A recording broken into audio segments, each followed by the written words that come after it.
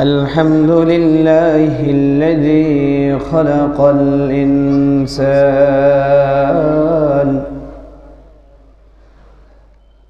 وكرم وعلم من البيان ما لم يعلم ونشهد أن لا إله إلا الله وحده لا شريك له ونشهد أن سيدنا وسندنا وحبيبنا وطبيبنا ومولانا محمدا عبده ورسوله أرسله بالحق بشيرا ونذيرا وداعيا إلى الله بإذنه وسراجا منيرا أما بعد فقد قال الله تبارك وتعالى في كلامه المجيد وفي فرقانه الحميد أعوذ بالله من الشيطان الرجيم بسم الله الرحمن الرحيم يا أيها الذين آمنوا كتب عليكم الصيام كما كتب على الذين من قبلكم لعلكم تتقون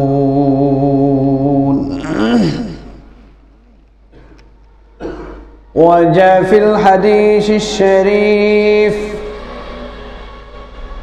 قال النبي صلى الله عليه وسلم من صام رمضان إيمانا واحتسابا غفر له ما تقدم من ذنبه أو كما قال النبي صلى الله عليه وسلم إن الله وملائكته يصلون على النبي يا أيها الذين آمنوا صلوا عليه وسلموا تسليما محبة شرد إبراهيم بكري اللهم صل على سيدنا مولانا محمد وعلى آل سيدنا مولانا محمد بلغ العلا بكماله كشف الدجى بجماله حسنت جميع خصاله صلوا عليه وآله সিদ্ধেশ্বরী বিলাল জামে মসজিদের উপস্থিত সম্মানিত মুসল্লিয়ান কিরাম, মুরব্বিয়ানে আযম, যুবক ভাই বন্ধুগণ, মহান আল্লাহ রাব্বুল আলামিনের প্রতি অসংখ্য অগণিত শুকর সুজুদ। যে মহান রব্বুল আলামিন আমাদেরকে সুস্থতার সাথে হায়াতে তৈয়বা দিয়ে রমজানের কাছাকাছিতে উপনীত করেছেন এবং আল্লাহর হুকুম জুমার নামাজ আদায় করার জন্য আল্লাহর ঘরে আসার তৌফিক দান করেছেন। এই জন্য অন্তরের গভীর থেকে একবার দিল দিয়ে কালিমাতুশ শুকর আদায় করি আলহামদুলিল্লাহ। এ মাসটা হলো শাবান মাস। এ মাসের পরেই হবে রমজান। আজ শাবানের 21 তারিখ। আগামী 1 তারিখে হয়তোবা চাঁদ ওঠার সম্ভাবনা বেশি। যদি 1 তারিখে চাঁদ উঠে তাহলে 2 তারিখে আমরা রোজা, আর যদি 2 তারিখে চাঁদ উঠে তাহলে 3 তারিখে আমরা রোজা রাখবো ইনশাআল্লাহ। রমজান মুমিনের জন্য অত্যন্ত বরকতময় একটা সময়। আল্লাহ তাআলা এই রমজানকে মুমিনের জন্য বোনাস হিসেবে দান করেছেন। 11 মাস সে চাকরি করলো, ডিউটি করলো, রমজান মাসকে আল্লাহ তাআলা মুমিনের জন্য রহমত, বরকত, মাগফিরাতের মাস হিসেবে বানিয়ে দিয়েছেন, যেন মুমিন এই 1 মাসে নিজের থেকে বোনাস হাসিল করে নিতে পারে। দায়িত্ব নেওয়ার দায়িত্ব আমার। আপনাকে সরকারিভাবে একটা চেক দিয়ে দিয়েছেন, চেকের ভিতরে লিখে দিয়েছেন যত অ্যামাউন্ট বসাবেন তত আপনি পাবেন। এখন আপনি যদি 100 বসান তাও আপনি 100 পাবেন। আপনি যদি 1 লক্ষ বসান 1 লক্ষ পাবেন। 1 কোটি টাকা বসাইলে আপনি 1 কোটি টাকা বসাবেন। বসানোর দায়িত্ব হলো আপনার। আল্লাহ তাআলা রমজান দিয়েছেন অত্যন্ত বরকতময় মাস, কিন্তু কত পাবে সেটা বলে দেয় নাই। বলছে তুমি বসাও, রমজান মাস তোমার, যত আমল করবা, যত নিতে চাইবা তত আমি আল্লাহ দিব। সুবহানাল্লাহ। এই মাসটাই আমাদের সামনে। রমজান এটা শব্দটা হলো ফার্সি শব্দ রোজা। আরবিতে বলা হয় সিয়াম। সিয়াম মানে হলো সওম, আর সিয়াম অর্থ হলো বিরত থাকা। পরিভাষায় রমজান বলা হয় 3টা জিনিস থেকে মানুষ বিরত থাকবে, এটার নাম হলো রোজা। সূর্য উদয় থেকে, সুবহে সাদেকের উদয় থেকে নিয়ে শুরু করে সূর্য ডুবা পর্যন্ত খাওয়া, পান করা এবং স্ত্রী সহবাস থেকে বেঁচে থাকার নাম হলো রোজা। এই 3টা জিনিস থেকে বেঁচে থাকার নাম রোজা। কেউ যদি এই 3টা জিনিস থেকে বেঁচে থাকে তাহলে সে রোজা আদায় করলো, তার রোজার ফরজ আদায় হয়ে যাবে। কিন্তু শুধুমাত্র এই 3টা থেকে বাঁচলেই যে হক আদায় হবে তা না। আপনি জিম্মাদারি আদায় করেছেন, এই 3টা আদায় করার নাম হলো জিম্মাদারি আদায় করা। আর আরো কিছু নিষেধাজ্ঞা আছে যেগুলো আদায় করলে আপনি হক সহকারে রোজাটাকে পরিপূর্ণভাবে আদায় করলেন। যেমন অশ্লীলতা থেকে বেঁচে থাকা। আল্লাহ রাসূল বলেন, তুমি যদি রোজা রেখে অন্যায় অশ্লীল কাজে লিপ্ত হয়ে যাও, তোমার রোজাটা থাকা আর না থাকা সমান হয়ে গেল। মানে রোজার কোনো বরকত, ফজিলত তুমি পাবা না, শুধুমাত্র তোমার রোজার ফরজটা আদায় হয়ে গেছে। এটা হলো রোজা। এই রোজা শুধুমাত্র যে আমাদের উপরে ফরজ বিষয়টা এরকম না।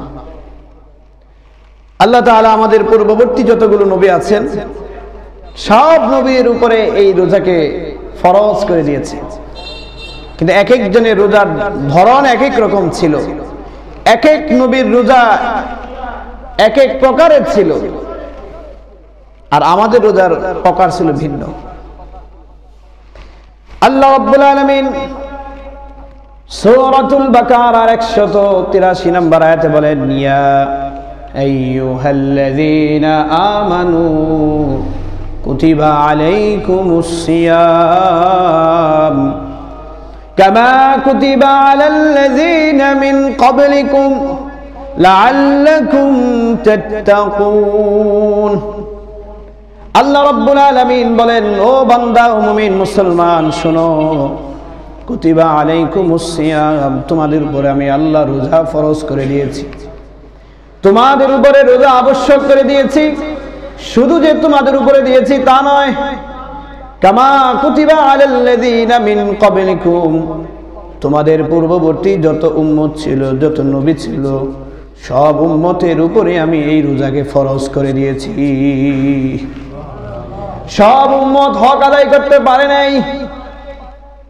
সব উম্মত রোজার যেই বৈশিষ্ট্য, তাকওয়া অর্জন করা, আল্লাহর ভয় দিলের ভিতরে সৃষ্টি করা, রোজার মাধ্যমে আল্লাহর ভয় দিলের ভিতরে সৃষ্টি হবে, ওই সৃষ্টিটা সব উম্মত পারে নাই। আমি আশা রাখি লাআল্লাকুম তাত্তাকুন। এই শেষ জামানার উম্মতের শেষ জামানার নবীর উম্মতরা আমার আশা আছে এই রোজার মাধ্যমে তারা তাকওয়া অবলম্বন করবে, আল্লাহর ভয় সৃষ্টি করবে। তাহলে রোজা দিয়েছেন কিন্তু পূর্ববর্তীদেরকেও, কিন্তু তাদের চাইতে বেশি ভয় তাকওয়া অর্জন হবে এই রোজা দিয়ে এই উম্মতরা। আর আমাদের ভিতরে তাকওয়া কতটুকু হয় আল্লাহ মালুম। যাই হোক, এটা শেষ দিক দিয়ে আলোচনা করব এই আয়াতের ব্যাখ্যা। পূর্ববর্তী রোজা হযরত আদম আলাইহিস সালামের ব্যাপারে তাফসীরে ইবনে কাসীরের ভিতরে তিনি লেখেন হযরত আদম আলাইহিস সালামের উপরে 3 দিন রোজা ফরজ ছিল। যে 3 দিনকে আমরা বলি আইয়ামে বীজ, 13, 14, 15 তারিখের রোজা। প্রতি আরবি মাসের 13, 14, 15 তারিখের রোজা হযরত আদম আলাইহিস সালামের উপর আবশ্যক ছিল। হযরত নূহ আলাইহিস সালামের উপর এইভাবে একই রোজা ফরজ ছিল। 13, 14 তারিখ, 13, 14, 15 তারিখের রোজা ফরজ ছিল। এইভাবে হযরত মুসা আলাইহিস সালামের উপর রোজা ফরজ ছিল। মুসা আলাইহিস সালাম 2 রকমের রোজা রাখতেন। একটা হলো আশুরার রোজা। এই রোজাটা মুসা আলাইহিস সালামের উম্মতের উপরে আবশ্যক ছিল। আশুরা রোজাটা রাখতেন। হযরত ইব্রাহিম আলাইহিস সালাম সারা বছরে মাত্র 7টা রোজা তার উপরে ফরজ ছিল। ইব্রাহিম আলাইহিস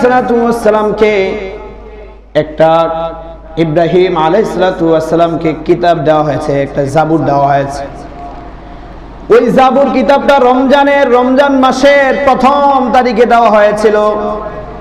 এই জাবুর কিতাবের দিকে তাকিয়ে আল্লাহ তাআলা ইব্রাহিম আলাইহিস সালামের উম্মতের উপরে রমজান মাসের 1 তারিখ, 2 তারিখ, 3 তারিখ রোজা আবশ্যক করে দিয়েছিলেন। রমজান মাসের 1, 2, 3। আর ইব্রাহিম আলাইহিস সালামকে 10ই মুহররম আশুরার দিনে সেই অগ্নিকাণ্ড থেকে মুক্তি করেছিলেন আল্লাহ তাআলা। এই জন্য 10ই মুহররমে শুকর হিসেবে একটা রোজা তার উপর ফরজ ছিল। এই 4টা।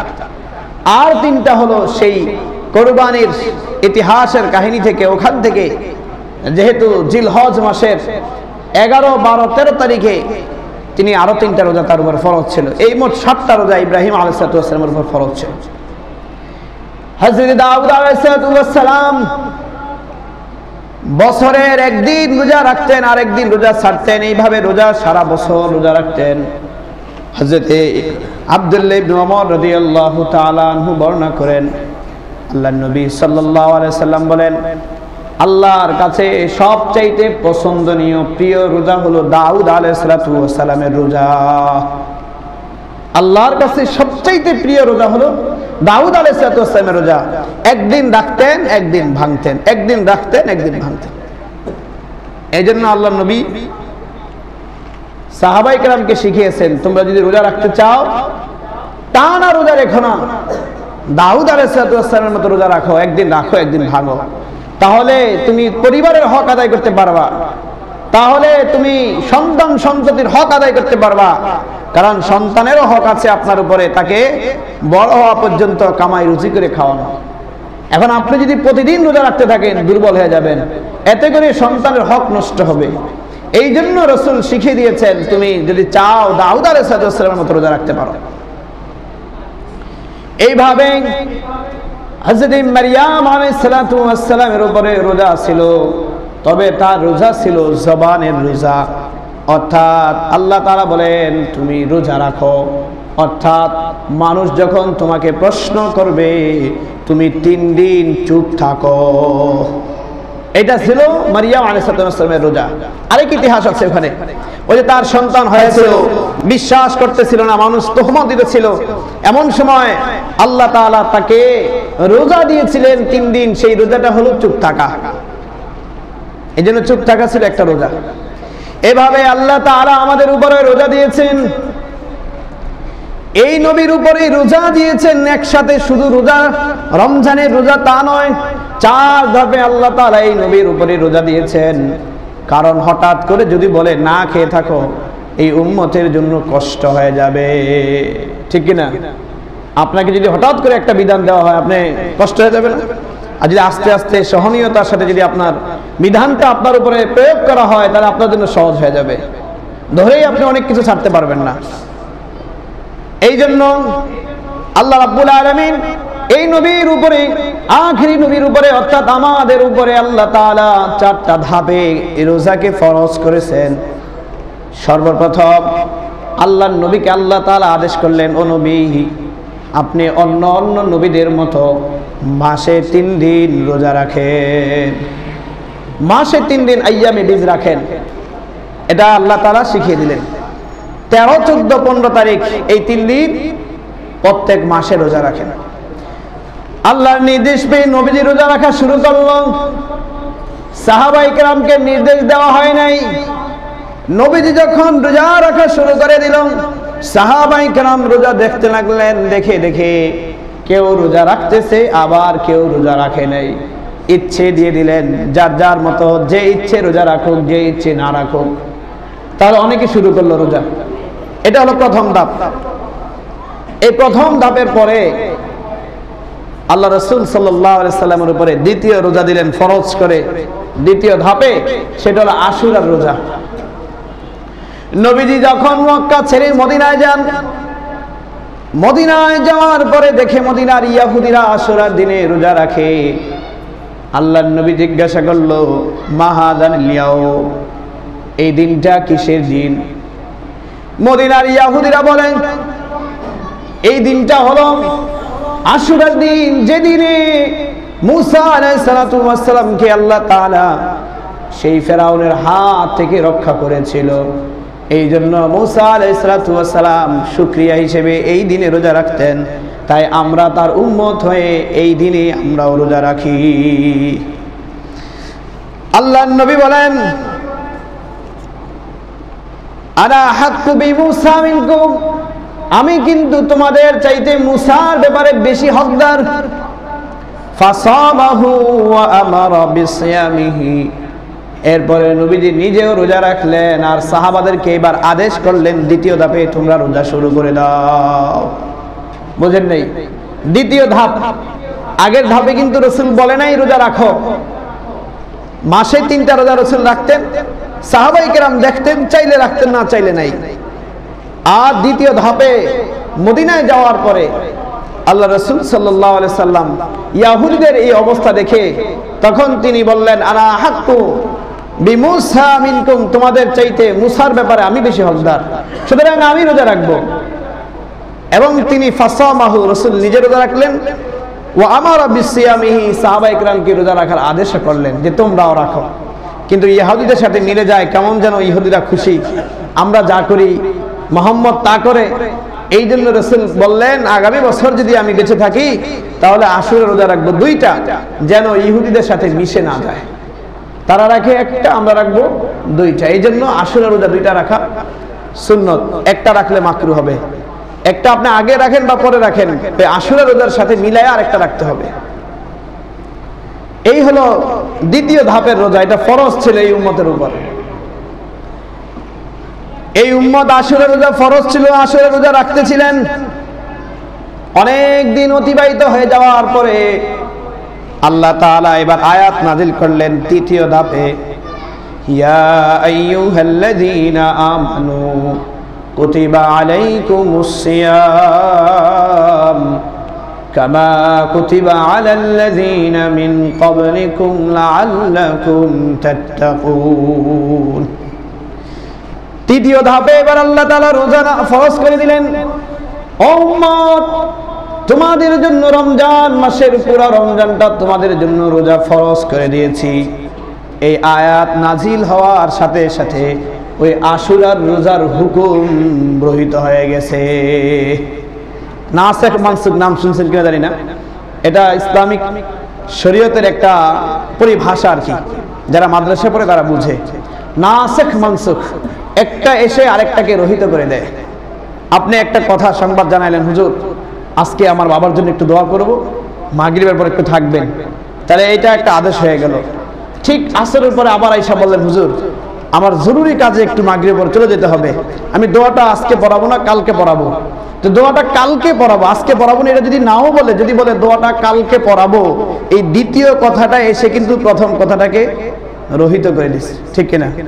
বুঝেন নাই? আগে যে বলছে আজকে মাগরিবের পরে দোয়াটা হবে, এই কথাটা বাতিল হয়ে গেছে আসরের পরের কথা দ্বারা। এই যে এখানে আল্লাহ তাআলা তৃতীয় ধাপে এই আয়াত নাজিল করে ওই আগের আয়াতকে, আয়াতের বিধানকে রহিত করেছেন, কিন্তু আগের আয়াতটা বাকি আছে।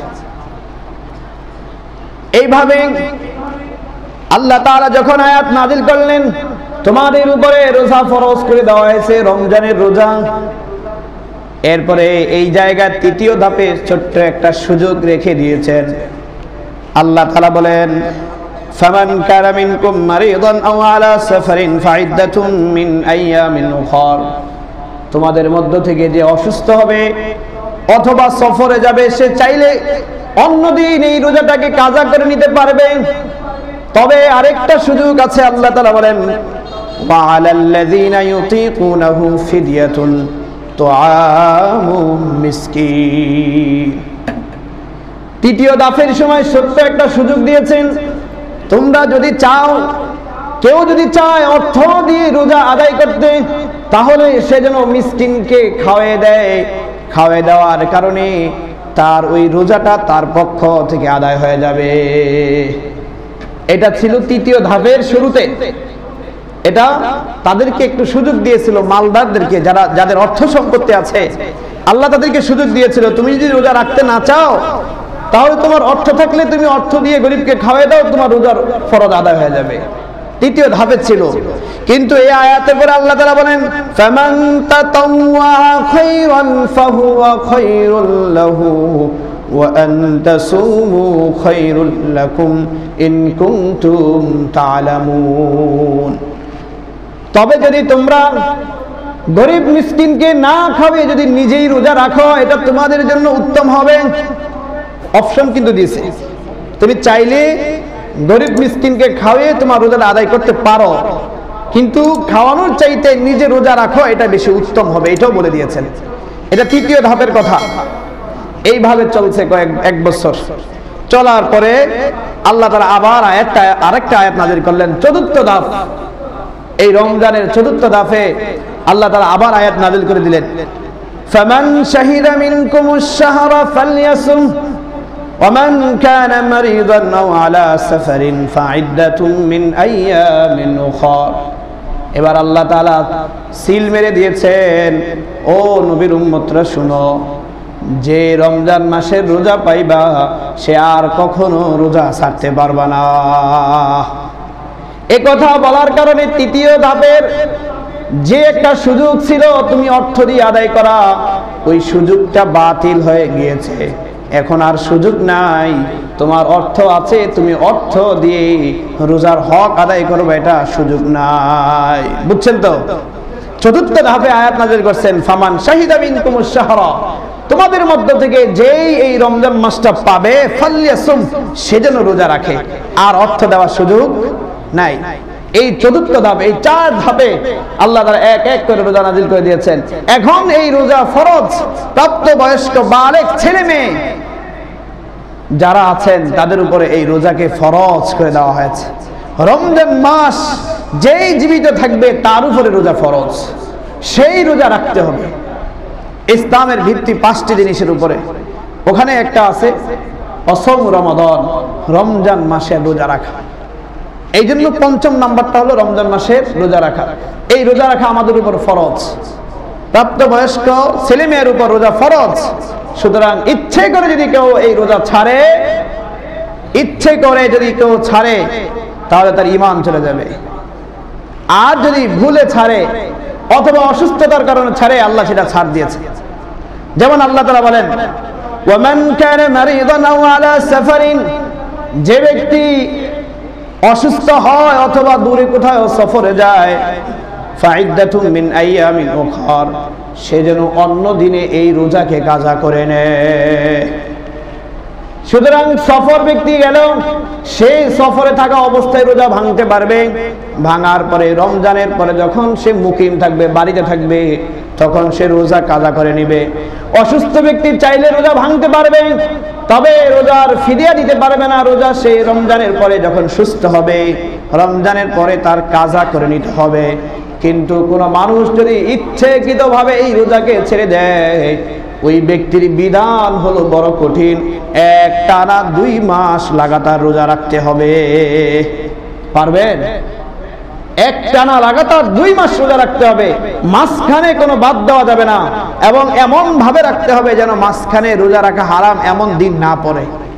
যেমন মনে করেন 2 ঈদের রোজা রাখা হারাম, আপনি শুরু করেছেন রমজানের কোরবানির 1 মাস আগে, বলেন মাঝখানে কোরবানি পড়লে রোজা রাখা হারাম, তখন রোজা বাদ দিতে হবে কিনা? যদি বাদ দিতে হয় তাহলে লাগাতার 2 মাস রোজা কি হলো? 60 দিন রোজা রাখতে হবে, লাগাতার 60 দিন রোজা রাখতে হবে একটা রোজা ছাড়ার কারণে।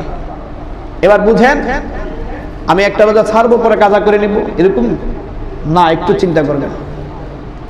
ভাইরা আমার, রোজাকে কোনোভাবেই ছাড়া যাবে না। রোজা আমাদের জন্য আল্লাহ তাআলা বড় সহজ করে দিয়েছেন। এই উম্মতের জন্য রোজা প্রাথমিক অবস্থায় বড় কঠিন ছিল, কঠিন। ওই কঠিন অবস্থায় যদি রোজা থাকতো, এই উম্মতের জন্য রোজা রাখা বড় কঠিন হয়ে যেত। ইসলামের প্রথম যুগে রোজার সিস্টেম ছিল ইফতারি খাওয়ার পরে আর ঘুমানো যাবে না, যতক্ষণ ঘুমিয়ে পড়বে তখন থেকেই তার রোজা শুরু হয়ে যাবে। বুঝেন নাই? ইফতারি খাইছেন, খাওয়ার পরে আপনি যতক্ষণ জাগনা থাকবেন ততক্ষণ খেতে পারবেন, যখনই আপনি ঘুমিয়ে পড়লেন তারপরে আর খেতে পারবেন না। এটা ছিল ইসলামের প্রথম যুগে রোজার বিধান। যদি বিষয়টা এমন হতো, বলেন আমাদের জন্য কষ্ট হয়ে যেত না? যারা কর্মজীবী আছে, চাকরিজীবী আছে, সারাদিন দিন মজুরি আছে, কাজ করে, তাদের জন্যও কিন্তু কষ্ট হয়ে যেত। অনেক দিন মজুরি কষ্ট করে হলেও রোজা রাখে। এই লোকটা যদি সন্ধ্যাবেলা বাসায় এসে বালিশের সাথে বা বিছানার সাথে পিঠটা যখন লাগবে, লাগার সাথে সাথে সে যদি শুয়ে ঘুমিয়ে পড়ে, তার আবার রোজা শুরু হয়ে যাবে। বলেন কি অবস্থাটা হবে? এটা বড় কঠিন। ইসলামের প্রথম যুগে এমনটাই ছিল। একবার একজন কৃষক সাহাবী, নাম হলো কাইস ইবনে শিরমা রাদিয়াল্লাহু তাআলা, যিনি ছিলেন কৃষক। এই সাহাবী সারাদিন খেটে মাঠে কাজ করে আসলো। মাঠে কাজ করার পরে বাসায় যখন প্রবেশ করলো, প্রবেশ করার পরে স্ত্রীকে বলল, আমাকে ইফতারির জন্য কিছু খাবারের ব্যবস্থা করে দাও।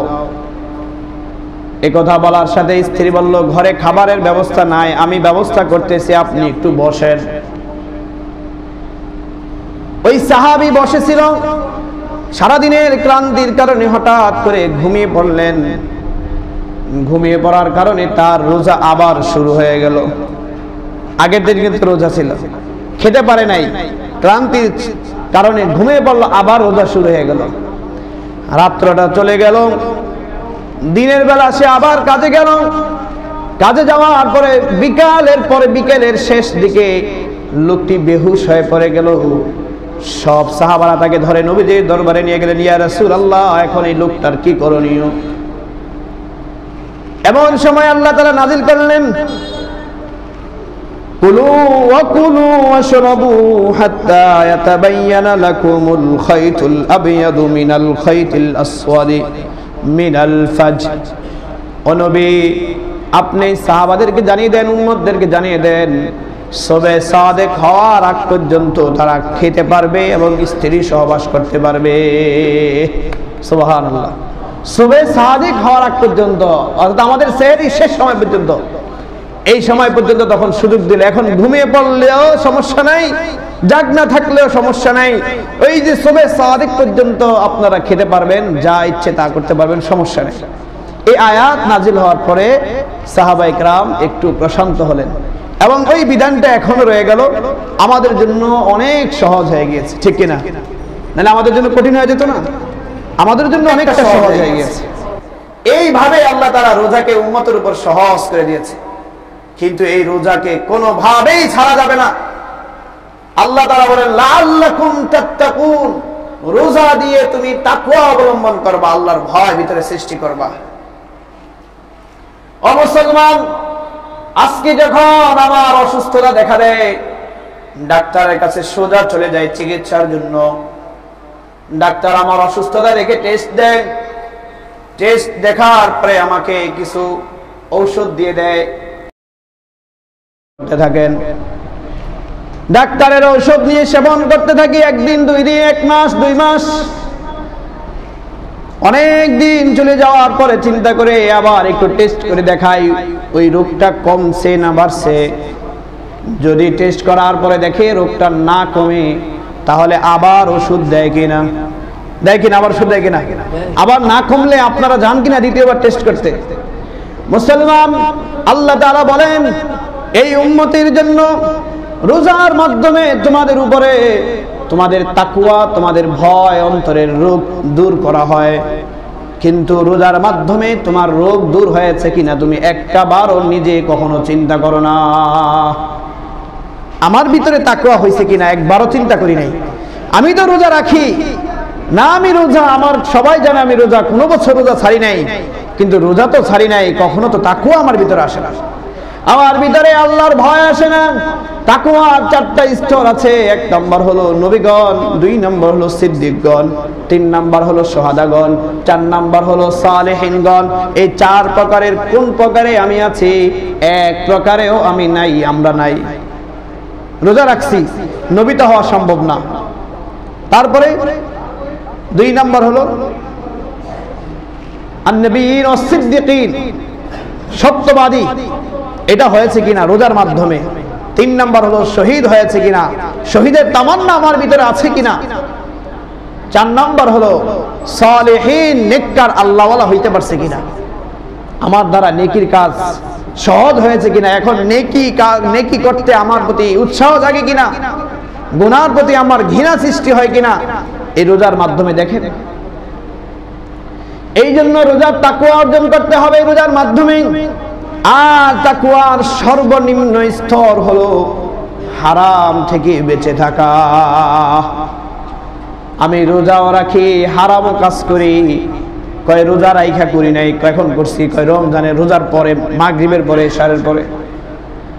রোজা রাখার পরে যদি আপনি রোজা ভাঙার পরেও যদি হারাম কাজ করেন, ওই রমজান মাসের ভিতরে পড়ার কারণে আপনি রোজার ভিতরেই হারাম কাজের অন্তর্ভুক্ত হয়ে গেল। তো রোজাও রাখলাম, হারাম কাজও করলাম, রমজান পর্যন্ত খুব বড় করলাম, রমজান ঈদের রাত্রিতেই সব কেটে আবার সে আগের মতো হয়ে গেলাম, আবার সেই নামাজ ছেড়ে দিলাম, ঈদের দিনের আর জোহরের নামাজ নাই, সব ছেড়ে দিলাম। তাহলে বুঝতে হবে এই রোজা আমার ভিতরে আল্লাহর ভয় সৃষ্টি করতে পারে নাই। রোজা রাখতে হবে, আল্লাহ বলে দিয়েছেন লাআল্লাকুম তাত্তাকুন, রোজার মাধ্যমে তুমি আল্লাহর ভয় সৃষ্টি করবা। সুতরাং আমাদের রোজার মাধ্যমে এমন ভাবে রোজা রাখতে হবে যেন এই রোজা দিয়ে আমার ভিতরে আল্লাহর ভয় আসে, এই চার্জ দিয়ে যেন আমি বাকি 11 মাস চলতে পারি। আর যদি আমি চার্জ না নেই, দুর্বল ভাবে চার্জ নেই, ব্যাটারিতে যদি চার্জ না হয়, তাহলে ঈদের পরের দিন থেকে আবার গুনাহ শুরু করে দেব, আবার সে হারাম কাজে শুরু করে দেব। সেই সুদ, ঘুষ, আরো যা কিছু আছে অন্যায় কাজ, অন্যের উপরে জুলুম করা, নির্যাতন করা, খাম্বার থেকে কারেন্টের তার নেওয়া, আরো যত কিছু আছে, খাম্বার তার থেকে কারেন্ট নেওয়া, এই সমস্ত আরো যত হারাম কাজ আছে, এগুলোতে আমরা জড়িত হয়ে যাব। যদি জড়িত থেকে বাঁচতে না পারি, তাহলে মনে করবেন এই রোজা আমার কোনো কাজে আসে নাই, শুধুমাত্র না খেয়ে থাকা, এছাড়া আর কোনো কাজে আসে নাই। আমার জবানকে যদি আমি হেফাজত করতে না পারি, গুনাহ থেকে নিজেকে বাঁচাইতে না পারি, মিথ্যা, চগলখড়ি, হিংসা, অহংকার থেকে বাঁচাইতে না পারি, তাহলে বুঝতে হবে আমার এই রোজা, আমার এই নামাজ কোনো কাজে আসে নাই। আরেকটা ব্যাপার হলো, রমজান আসলে আমাদের বাবা মাদের একটু সন্তানের প্রতি মায়া বেশি লেগে যায়। অনেক সময় এমন হয়, রমজান মাসে মনে করেন ছেলে বিদেশ যাবে, এখন ছেলের শরীরটা ভেঙে যাবে, তুমি বিদেশ যাবা, থাক, রোজা রাখা লাগবে না। নাউজুবিল্লাহ, আছে কিনা এরকম? বহুত আছে। মেয়েকে বিবাহ দিবে, বলে তোমাকে ঈদের পরে দেখতে আসবে, তোমার রোজা রাখা দরকার নাই, রোজা যদি রাখো তোমার শরীরটা ভেঙে যাবে। এর জন্য সন্তান দায়ী হবে না, সন্তানের বাবা মা এর জন্য দায়ী হবে। কিয়ামতের ময়দানে এই সন্তানগুলো তাদের বাবা মাকে জাহান্নামে না নিয়ে জাহান্নামে যাবে না, আল্লাহর কাছে ফরিয়াদ করবে, আল্লাহ আমার বাবা মা আমাকে নিষেধ করেছে রোজা রাখতে, আমার বাবা মা আমাকে নিষেধ করেছে, ওই নিষেধ যদি না করতো আমি রোজা রাখতাম, আমার আজকে জাহান্নামে যেতে হতো না। মায়ের বাবার কারণে যেহেতু জাহান্নামে যেতে হচ্ছে, আমি ওই বাবা মার গর্দানের উপরে পাড়া না দিয়ে আমি জাহান্নামে যাব না।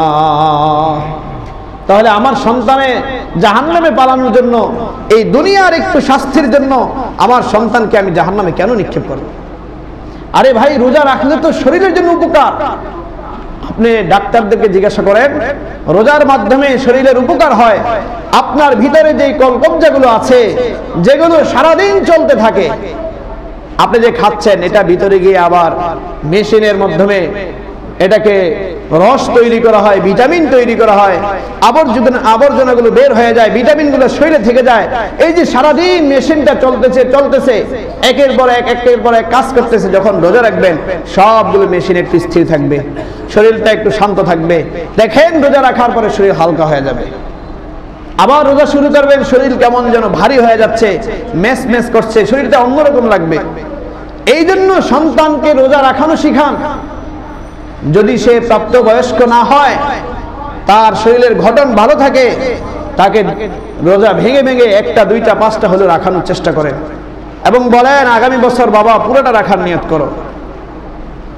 আর যদি আরো ছোট হয়, অর্ধেক রোজা রেখে তাদেরকে উৎসাহ করেন যে মা তুমি সেহরি খেলো আমার সাথে, আর রোজা রাখো, ভাঙবা না কিন্তু, 12টার সময় ভেঙে ফেলবা, তোমার অর্ধেক রোজা হয়েছে। সে কিন্তু রোজার উপযুক্ত না, কিন্তু আপনি 12টা পর্যন্ত তাকে রোজা রাখিয়ে, 1টা পর্যন্ত রোজা রাখিয়ে তাকে বুঝাইলেন রোজা রাখো, এই যে ভেঙে ভেঙে রাখো, অর্ধেক হয়েছে, আগামীকালকে আরো অর্ধেক রাখো। সে রোজার প্রতি উৎসাহ হবে, পরবর্তী বছর সে রোজা রাখবে।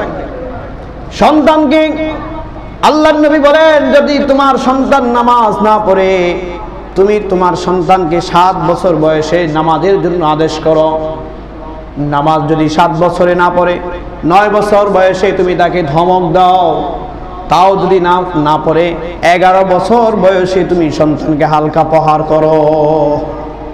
হালকা প্রহার, আবার মাইরা শেষ করে দিতে না, হালকা প্রহার করো, যেন সে ভয় পায়, যেন সে নামাজের প্রতি আগ্রহ সৃষ্টি হয়। প্রথমে 2 বার উৎসাহ দিতে বলছে।